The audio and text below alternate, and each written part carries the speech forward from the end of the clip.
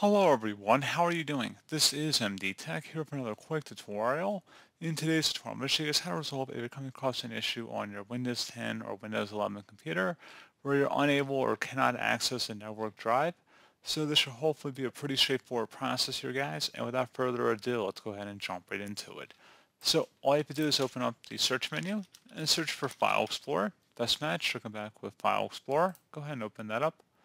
Select this PC on the left panel here, and then right-click on whatever drive you're having the issue with, you're trying to access, and then select Properties. Select the Sharing tab, and then underneath Advanced Sharing, set custom permissions, create multiple shares, and set other advanced sharing options. Select the Advanced Sharing button. You want to check mark where it says Share this folder, and then select Permissions.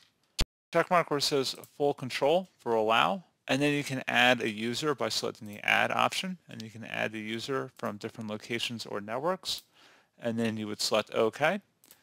So pretty straightforward process on that. Then you would select OK again, and that's all you have to do.